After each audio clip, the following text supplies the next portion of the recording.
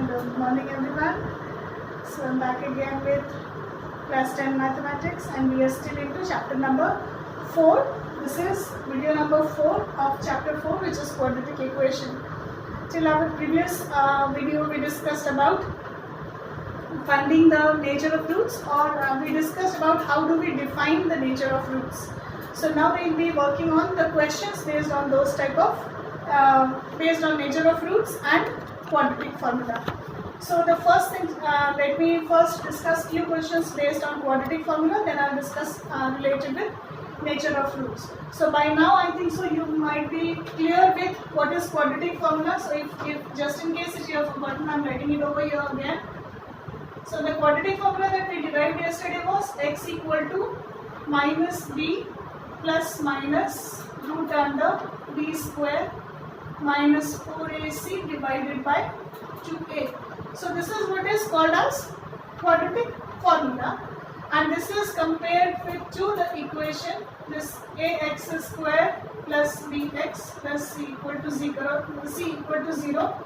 Corresponding to this equation, the roots of this equation we can find using this formula, which is known as quadratic formula or Sridharacharya's rule. Now here you see that a is the coefficient of x square, b is coefficient of x, and c is the constant term, and the entire root, the value of x, depends upon these coefficients only for ac. Now we also know that b square minus 4ac is equal to d, which we called it as discriminant of the equation. So now today we will be solving questions based on this quadratic formula or using this quadratic formula, and then I'll come back to the nature of roots. So let us quickly begin.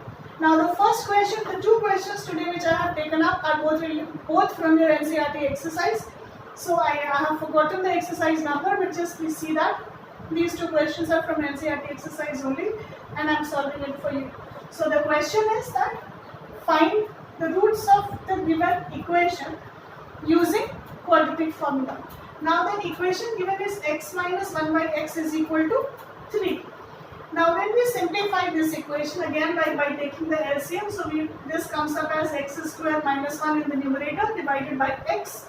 So when we simplify this, the equation comes up in the form of x square minus 1 is equal to 3x. Now this implies, now I am substituting, or I am transposing 3x on LHS. So the resulting equation is x square minus 3x minus 1 equal to 0.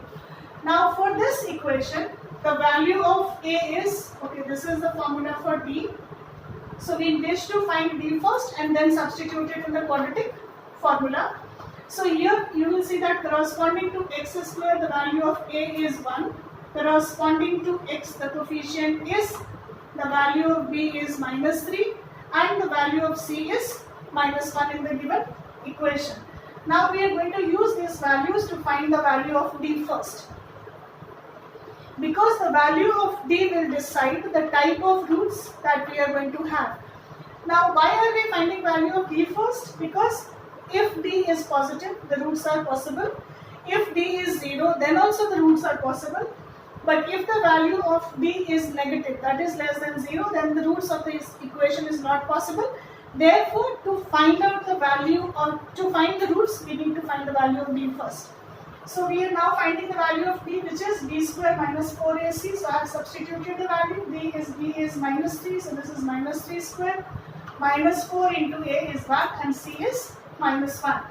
So one simplification, we get it as 9 plus 4, which is equal to 13. Now to find the roots, we substitute it in the quadratic formula, which is this. So now we get x equal to minus of minus 3 plus minus root under 3 by 2a, which comes up as x equal to 3 plus minus root 13 by 2. Now this is the value of x, and the two roots will be written as alpha equal to 3 plus root under 13 by 2 and beta is equal to 3 minus root under 13 by 2. So these are your two roots of this quadratic equation. Now quickly coming up to the next question. Next question is 1 by x plus 4 minus 1 by x minus 7 is equal to 11 by 30. So this is the second equation, and now here again we will follow the same rule, that is we will use the LCM. So we will find the LCM, reduce it to a quadratic equation first. So this, you take the LCM, you simplify, this comes up as minus 11 by x square minus 3x minus 28 is equal to 11 by 30. That is equal to minus 1 because 11 and 11 both sides we have it, so I have cancelled it out.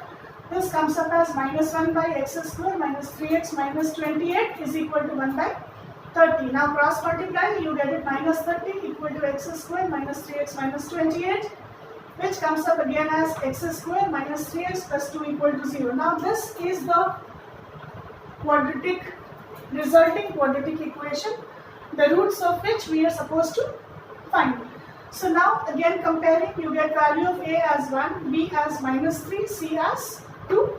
We substitute this value of a, b, c to find the discriminant d, which is equal to b square minus 4ac. So again I get minus 3 whole square minus 4 into 1 into 2, which comes up as 9 minus 8 is equal to 1. Now the value of x, again this is the formula, and x is equal to, you get minus of minus 3 plus minus root under 1. Now you know that 1 is a perfect square, so I have taken it out. X comes up as 3 plus minus 1 by 2. Then alpha is 3 plus 1 by 2, which is 2, and beta is 3 minus 1 by 2, which is 1. So the two roots of the equation are 2 and 1. That is the answer.